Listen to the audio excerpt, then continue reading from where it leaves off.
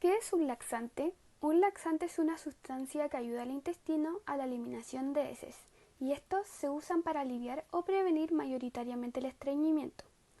Antes de utilizar un laxante, lo primero que se debe hacer es cambiar la dieta consumiendo agua y fibra, para que así el organismo pueda eliminar las heces sin problema y para darnos cuenta si el tratamiento dietético sirve para normalizar esta alteración fisiológica. El estreñimiento. El estreñimiento es cuando la persona tiene evacuaciones poco frecuentes y molestas, disminución de las frecuencias de evacuaciones intestinales, acompañado de esfuerzo prolongado al defecar, heces muy duras, seguido de sensación de evacuación incompleta, y podemos considerar cuando hay menos de 3 a 5 deposiciones semanales. La velocidad de vaciamiento del tracto gastrointestinal depende en parte de la cantidad de materia indigerible contenida en la dieta. Cuanto mayor sea esta, más rápidamente llega al recto la materia fecal. El tiempo total medio requerido para el vaciamiento completo suele ser de 5 a 6 días. Durante el recorrido que efectúa el material digestivo, se efectúa un intercambio constante de electrolitos y de agua. Retrasos en la defecación comportan una absorción mayor de agua y, por tanto, un endurecimiento de las heces. El estreñimiento suele ir acompañado de una serie de manifestaciones digestivas. Entre las principales son la falta de apetito y flatulencia, entre otros síntomas. El estreñimiento agudo se inicia de forma repentina y la persona se da cuenta claramente de ello. El crónico, en cambio, tiene un comienzo insidioso y puede persistir durante meses o años. Los mecanismos neurohumorales, los microorganismos patógenos, las alteraciones de la motilidad y los fármacos pueden modificar estos procesos y dar por resultado cambios en la secreción o en la absorción de líquido por el epitelio intestinal. Causas y factores predisponentes. Existen algunas patologías del propio tubo digestivo que son una causa de estreñimiento y que siempre deben ser descartadas en estreñimientos crónicos. De todos modos, las causas que favorecen la aparición del estreñimiento en la mayoría de las personas suelen estar más ligadas a hábitos y conductas inadecuadas.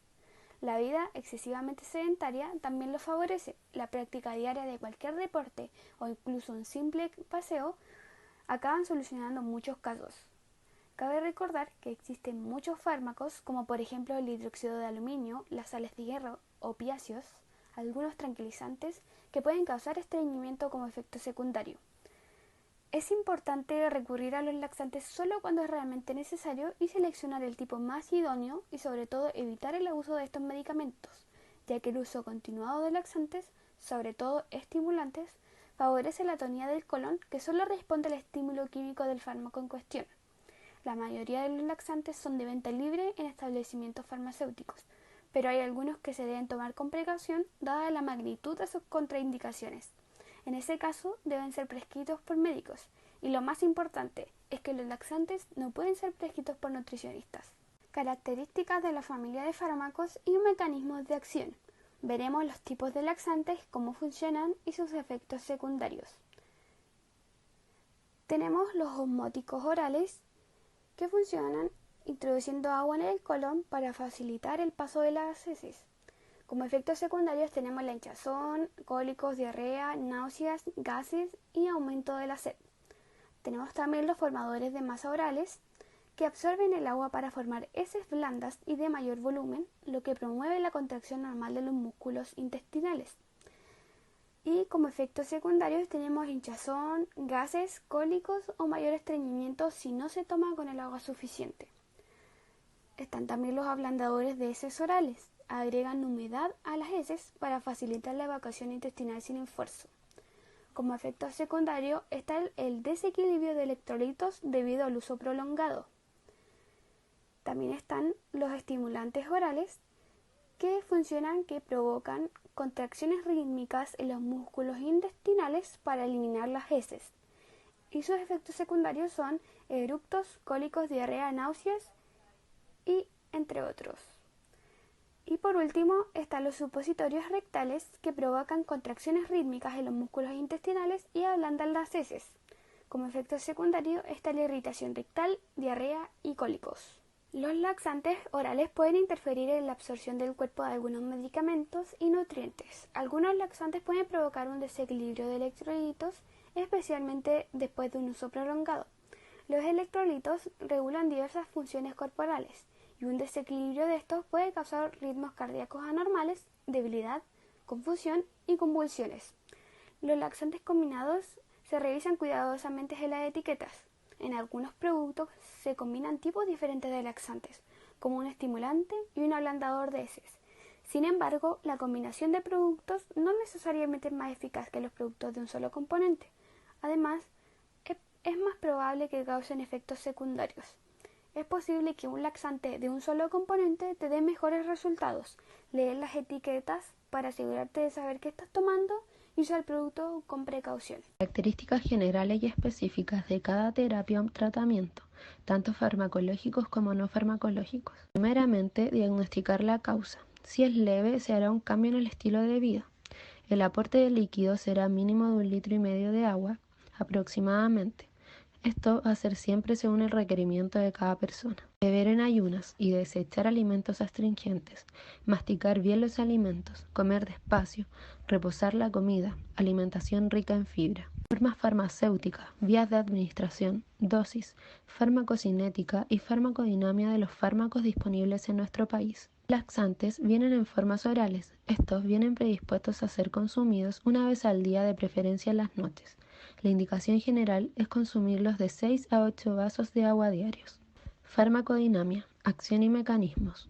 Los xenócidos son sustancias presentes en los laxantes de tipo estimulantes, que por posterior hidrólisis de sus correspondientes profármacos por la flora bacteriana del intestino grueso originan los correspondientes metabolitos activos, que van a mostrar su efecto laxante.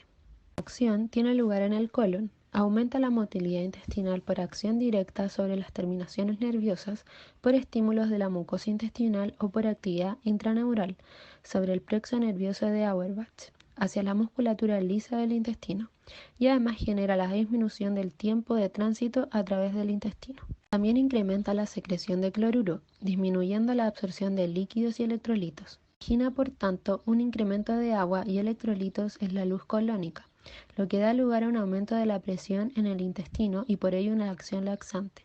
Por otra parte, inhibe la actividad de bomba sodio-potasio ATPásica y provoca una disminución de la reabsorción de agua, sodio y cloro, así como un aumento de la secreción de potasio a nivel de la mucosa intestinal. La acción comienza a las 6 a 10 horas. Farmacocinética vía oral. Absorción. Tras la administración oral de antraquinonas, se produce la hidrólisis de los heterocidos por las bacterias colónicas a nivel del intestino delgado. No son hidrolizados por las enzimas presentes en el intestino delgado. Las antraquinonas se absorben en muy pequeña cantidad en el intestino, es decir, se reducen y constituyen en metabolitos activos. Las agliconas antraquinónicas son absorbidas y se eliminan principalmente como derivados glucurónicos y sulfatos. Tarda aproximadamente 8 a 12 horas en producirse el efecto. Es el tiempo necesario para la llegada del fármaco al colon, su absorción y metabolización en metabolitos activos. Como se mencionó anteriormente, los xenócidos no son absorbidos en el tracto intestinal superior ni son metabolizados en las enzimas de ese tramo. Se metabolizan por las bacterias del intestino grueso a metabolitos activos. Los aglicanos se absorben en el tracto digestivo superior. Eliminación. Las antraquinonas absorbidas se metabolizan en el hígado. Estos metabolitos se eliminan por heces y orina. Reacciones adversas y contraindicaciones. Si los laxantes se consumen en exceso, provocan efectos agudos y crónicos. Nombraré algunos, como dolor cólico, colon catársico, mala absorción de nutrientes. Reacción fármaco-nutriente y consecuencias más relevantes de su uso, ya sea breve o prolongado, enfocada en el ámbito nutricional. Reacción con otros medicamentos y otras formas de interacción. Debido a que los xenócidos aumentan la motilidad intestinal y en general todos los laxantes disminuyen el tiempo de tránsito intestinal, el uso concomitante de fármacos por vía oral con laxantes puede disminuir la absorción de esos fármacos. Las interacciones pueden producir la pérdida de eficacia terapéutica de algunos de los productos que interaccionan con una potenciación de su toxicidad. Aquí nombraré algunos. Están los glucósidos cardíacos. Un déficit de potasio, consecuencia de abuso crónico, puede provocar una intensificación de la acción de los glucósidos cardíacos. Digitalina. La hipopotasemia producida por la pérdida de agua y electrolitos tras abuso o uso inadecuado de esta preparación potencia la toxicidad de la digitalina. Además, interfieren con la absorción de vitaminas solubles en grasas en la primera parte del intestino. Interacciones con pruebas de diagnóstico. Resultados de pruebas de diagnósticos. Prueba de la fenolsultaleína en orina. El SEM puede colorear la orina de rosa a roja, de roja a violeta y violeta a marrón. Los valores fisiológicos analíticos. Concentraciones de glucosa en sangre. Pueden aumentar después de su uso prolongado. Concentraciones de potasio en suero. Pueden disminuir debido al aumento de la eliminación de potasio en las heces, sobre todo con el uso prolongado o con dosis inadecuadas. Antidiarreico. Para comenzar a hablar de los antidiarreicos, debemos interiorizarnos de las causas que nos derivan a consumirlos. Según la Organización Mundial de la Salud, se define como diarrea la deposición de 3 o más veces al día de heces sueltas o líquidas. La deposición frecuente de heces formes de consistencia sólida no es diarrea, ni tampoco la deposición de heces de consistencia suelta y pastosa por bebés amamantados. Las enfermedades diarreicas son la segunda mayor causa de muerte en niños menores de 5 años a nivel mundial. La diarrea es un síntoma y no una enfermedad, es un mecanismo de defensa del organismo. Causas. La diarrea es un síntoma de infecciones ocasionadas por diversos organismos bacterianos, víricos y parásitos, como es el caso del rotavirus y Escherichia coli. Fuente de aguas contaminadas por heces humanas. En Chile cada vez se ve menos ya que en la ciudad está saneado, pero en algunos lugares campestres todavía beben agua procedente de napas subterráneas y estas ocasionalmente pueden estar contaminadas. Otras causas podemos nombrar la enfermedad celíaca y como resultado de una diarrea prolongada por baja absorción de nutrientes tenemos la malnutrición.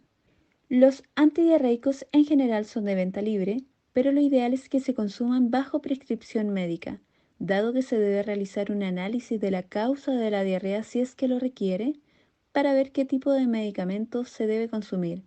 En este caso, el que prescribe es el médico y no otro personal de la salud. A continuación mostraré una tabla de fármacos antidiarreicos. Entre ellos tenemos opioides, absorbentes, resinas con unión nasal biliar e inhibidores de la encefalinasa. Los mecanismos de acción son distintos según la familia. La dosis ponderal depende del tipo de fármaco. La presentación, entre ellos tenemos tabletas, jarabes, comprimidos, entre otros. Las indicaciones varían según el tipo de diarrea, inespecífica, aguda, crónica, bacteriana o virales. Los efectos adversos, los que más se repiten, son mareos, cefaleas y estreñimiento. En general, el tratamiento de la diarrea no requiere mayor complejidad, ya que muchas veces se pasa después de un par de horas gracias a un tratamiento casero de infusiones, pero algunos casos necesitan un manejo más específico. El primero consiste en la rehidratación.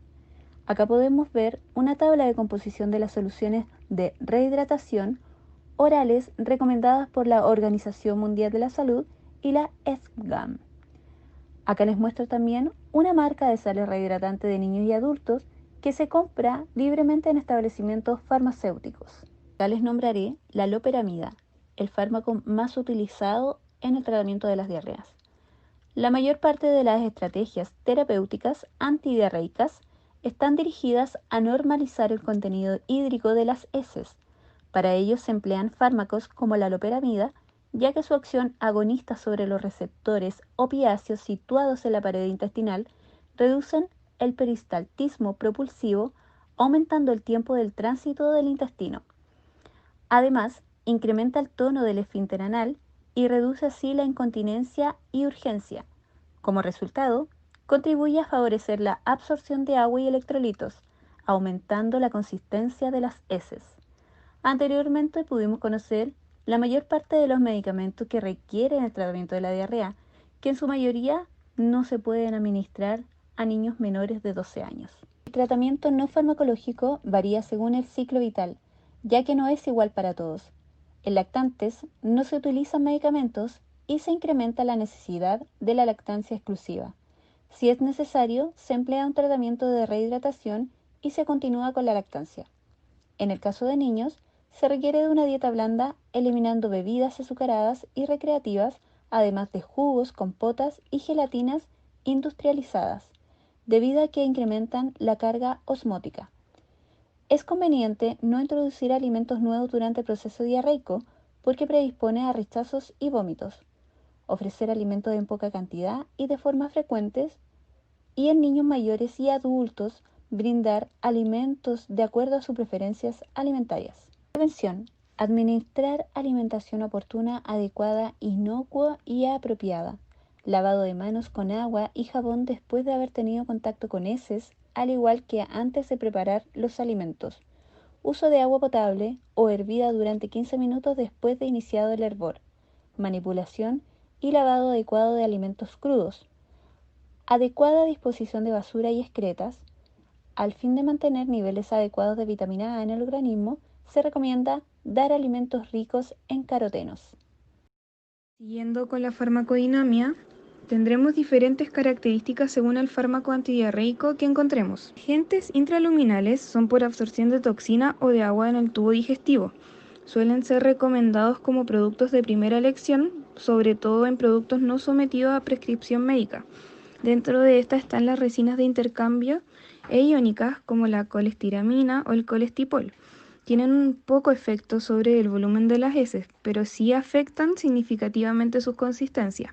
Los inhibidores de la motilidad intestinal provocan la inhibición del peristaltismo, con lo cual aumenta la absorción de agua al quedar retenido el alimento en el tracto intestinal por mayor tiempo.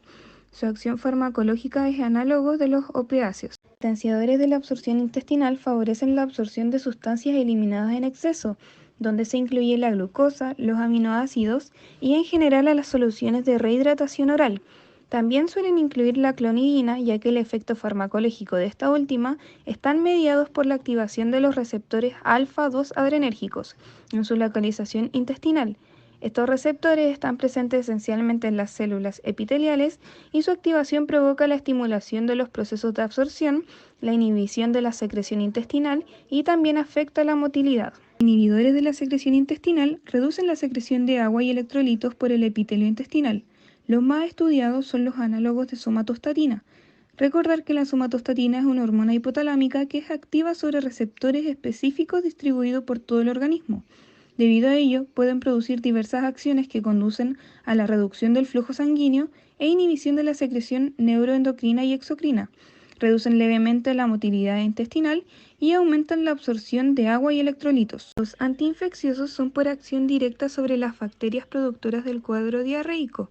Los fármacos incluidos en este grupo tienen una absorción intestinal baja, tienen una acción local en el tubo digestivo, y es por esta misma razón que tienen escaso efecto secundario sistémico, salvo la hipersensibilidad. Por último, los fermentos lácticos restauran la flora bacteriana normal, pueden tener cierto interés en alteraciones de la flora intestinal por antibióticos, pero aún existen dudas generalizadas acerca de la eficacia de este tipo de tratamiento. En cuanto a la farmacocinética, la administración es por vía oral principalmente, presenta una absorción del 40% en el tracto digestivo, y las concentraciones máximas se alcanzan a las 2 horas de administración de una solución oral o a las 4,5 horas en el caso de administrarse una cápsula. Aproximadamente el 97% se une a las proteínas plasmáticas. El fármaco se metaboliza en el hígado y tiene una semivida de 10,8 horas. El 30% de la dosis se elimina por las heces sin alterar y la eliminación urinaria asciende a menos del 2%. Las formas farmacéuticas, ¿cómo podemos encontrar estos antidiarreicos? Son en cápsulas, comprimidos, soluciones inyectables, soluciones orales para gotas, comprimidos sublinguales, gránulos para las soluciones orales en sobres, comprimido recubierto, mini botellas orales, gomitas o pastillas masticables para niños. Y sus vías de administración, como ya habíamos mencionado, principalmente es la oral y también está la opción de la inyección intravenosa. La dosis en un inicio es de 2 a 4 miligramos según prescripción médica, luego de 2 miligramos cada 4 o 6 horas.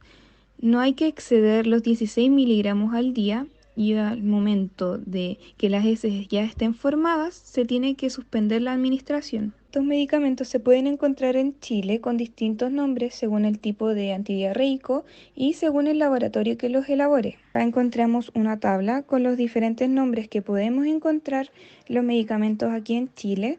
con sus formas farmacéuticas y con el laboratorio correspondiente. Con los efectos adversos, muchas veces es difícil distinguir entre los efectos secundarios del fármaco y los problemas asociados a la diarrea. Sin embargo, se ha notificado dolor epigástrico y abdominal, distensión abdominal, somnolencia, mareo, boca seca, estreñimiento, serostomía, náuseas y vómitos. En muy raras ocasiones se ha producido un ilion paralítico y cuando esto ha ocurrido ha sido en casos de sobredosis. Lo mismo con la disentería aguda y en niños menores a 2 años. Los efectos adversos pueden ser el megacolon tóxico, que es la dilatación aguda no obstructiva del colon total o segmentario acompañada de signos de toxicidad sistémica como respuesta a una inflamación grave del colon, o edema angioneurótico, que es la inflamación sin dolor debajo de la piel por alergia al fármaco. Contraindican estos fármacos en personas con colitis ulcerosa severa, disentería aguda, colitis pseudomembranosa o colitis ocasionada por microorganismos entéricos, ya que puede impedir la expulsión de las toxinas bacterianas. También en personas con enfermedad hepática deben ser vigiladas cuidadosamente dado que puede aumentar los niveles plasmáticos del fármaco al disminuir su metabolismo. Y se deben tener precauciones en ancianos, en embarazadas que deben restringir el fármaco la primera mitad del embarazo en cantidades que no excedan la dosis recomendada. Mujeres con lactancias, ya que el difenoxilato se excreta en la leche materna y se ha reportado efectos del fármaco en el lactante. Por esto que la Academia Americana de Pediatría recomienda evitar el subsalilato de bismuto durante la lactancia por la absorción de salicilato, que puede ocasionar complicaciones como el síndrome de Reyes, que causa edema cerebral y hepático. También tener la precaución en niños y personas deshidratadas. Ya por último, en la interacción fármaco-nutriente hay evidencia en cuanto al caolín y la pectina que no generan ningún cambio digestivo o metabólico, solamente por su poder de adición y revestimiento de la mucosa son capaces de remover las bacterias y elementos irritantes que son por lo general causantes comunes de diarrea. Pero por otro lado, en el caso de la loperamida, al aumentar el tiempo de tránsito intestinal, inhibe la calmodulina, que es el regulador de la transducción de la señal de calcio en las células. Por ende, aumenta la absorción de agua y electrolitos a nivel del lumen intestinal. Y ya de modo general, se debería evitar el uso simultáneo de antidiarreicos con depresores del sistema nervioso central, como los barbitúricos, los narcóticos, tranquilizantes y alcohol, ya que aumentan el efecto depresor de estos. Debiese evitarse administrarlos con inhibidores de la monoaminoxidasas, que son fármacos antidepresivos que actúan inhibiendo la acción de la enzima monoaminoxidasa y que pueden producir crisis hipertensivas.